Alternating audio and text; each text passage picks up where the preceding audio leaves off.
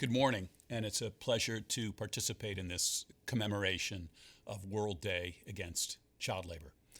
Director General Ryder, thank you for the invitation to speak today, and thank you for your leadership on the issue. Thanks also to Kevin Cassidy in the ILO Washington office for hosting this event, and thanks to today's panelists, including Marcia Eugenio, who's the director of the Office of Child Labor, Forced Labor, and Human Trafficking here at the Labor Department. I'm proud of the work the department and the ILO do together to combat child and forced labor worldwide. More than 80 organizations have joined us in efforts that span nearly 100 countries. And the work we do has made a difference. Nearly 2 million children worldwide have been rescued from exploitative labor through our combined efforts. Together, our voices have made the issue known around the world.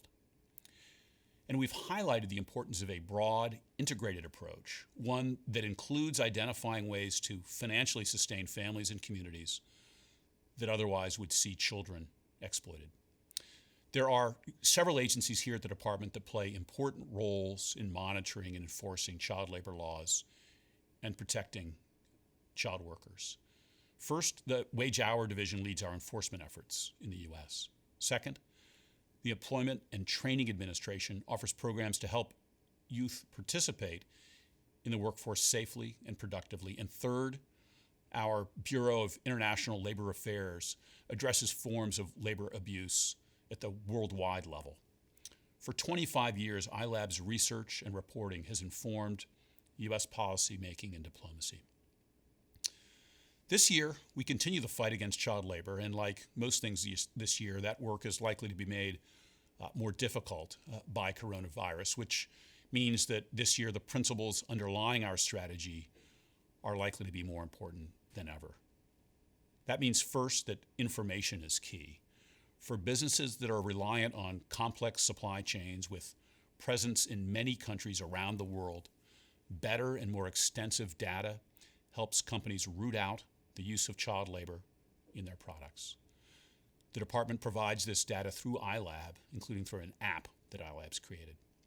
I encourage businesses to use this data for their due diligence and risk assessments. Second, trade agreements matter. President Trump certainly knows this, which is why he's put so much energy into new agreements that level the playing field for American laborers. And these are agreements that benefit foreign workers as well. The United States-Mexico-Canada Agreement, USMCA, includes enforceable labor provisions that the signatory parties must adhere to.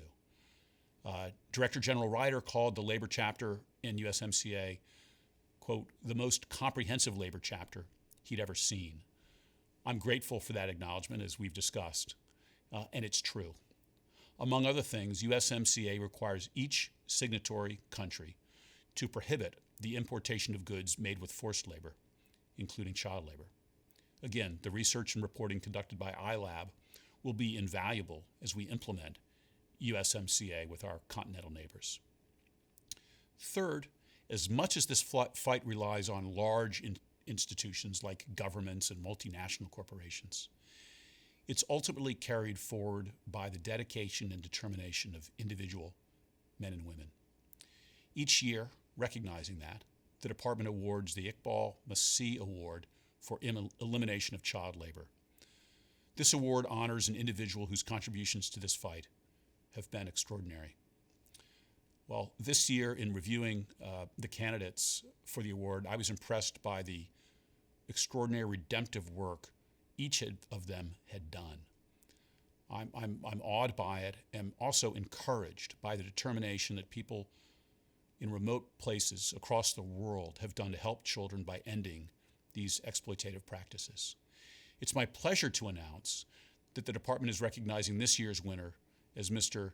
Damon Wamara, who's the executive director of the Ugandan NGO Dwelling Places. Mr. Wamara has shown tremendous leadership in the fight to end exploitation of Ugandan children, particularly those who've been trafficked for purposes of commercial sexual exploitation and for forced begging. As we in the U.S. commemorate the 20th anniversary this year of our Trafficking Victims Protection Act, we recognize Mr. Wamara for his work to eradicate the worst forms of child labor and ensure that children receive an education. I know that this group shares his commitment to ensuring that no child is exploited in violation of child labor laws. To achieve that, we have to work together, share our expertise, swap best practices, and encourage one another. Through those efforts, we're not just helping children, and we're not just helping restore the innocence and formative years we want young people to have, although doing those things alone would make our efforts worth it. What we're also doing is helping to rescue the adulthood, the strength and independence we want those young people to be able to grow into and to have. Thank you for being in this fight with us.